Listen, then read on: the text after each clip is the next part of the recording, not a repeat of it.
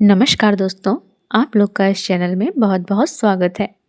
उम्मीद है आप लोग जहाँ कहीं भी हैं, जिनके साथ भी हैं, बहुत ही खुश और स्वस्थ हैं। यात्रा आखिर क्यों करते हैं हम ये यात्राएं? क्या पाना है हमें? कहाँ जाना है हमें? पता है, कोई अपने दैनिक जीवन से कुछ पलों के विश्राम के लिए यात्रा कर रहा है, तो कोई अपने व्यवसाय को नए आयाम देने के लिए, कोई अपनों से मिलने के लिए यात्रा करता है, तो कोई आत्मिक शांति के लिए यात्रा करता है। अनादिकाल से ही मनुष्य की प्रवृत्ति यात्रा करने की रही है। भले ही इसके कारण भिन्न रहे हों, लेकिन उन सभी यात्राओं का उद्देश्य हमेशा से एक ही रहा है, और वह है बदलाव। जी हाँ दोस्तों, आज के इस आधुनिक युग में इन यात्राओं को अलग अलग श्रेणियों में बांट दिया गया है, जैसे स्वास्थ्य पर्यटन, खेल पर्यटन, वन्यजीव पर्यटन, आध्यात्मिक पर्यटन इत्यादि।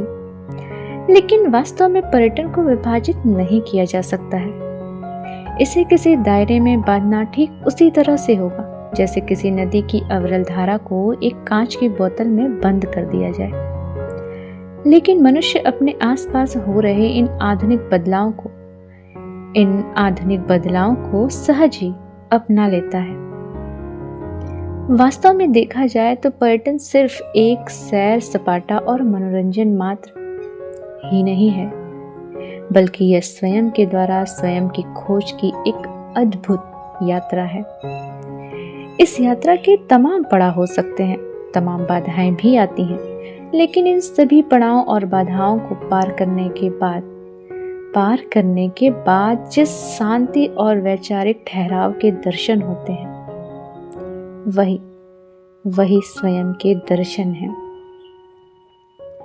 स्वयं से स्वयं की यात्रा का उद्देश्य अपने भीतर बैठे उस परम पिता परमात्मा के दर्शन करना है, जो उसका हर कदम पर मार्गदर्शन अनंत काल से करता चला रहा है और आने वाले अनंत काल तक करता रहेगा। जब हम स्वयं की खोज को प्राप्त कर लेंगे, तभी हम हमारे भीतर बैठे दुर्भावना रूपी असुर का संहार कर सकते हैं। पता है दोस्तों, जिस स्वयं की खोज की यात्रा पर हम निकले हैं, उसका ना ही कोई स्वरूप है और ना ही कोई आकार। मानो तो वह सर्वस्व व्याप्त है, और ना मानो तो उसका कोई अस्तित्व ही नहीं है। एक यात्रा और भी है जो हमें करनी है, अहम से वयम की यात्रा, अर्थात मैं से हम की यात्रा। क्या आप समझ पा रहे हैं दोस्तों, मेरा क्या कहने का आशय है?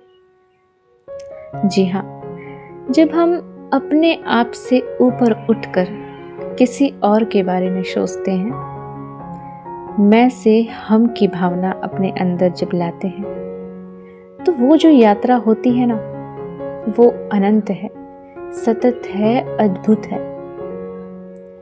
मेरा नाम मैना है, मैं भारत से हूँ, और भारत को ऋषि मुनियों की जन्मभूमि और कर्मभूमि कहा जाता है।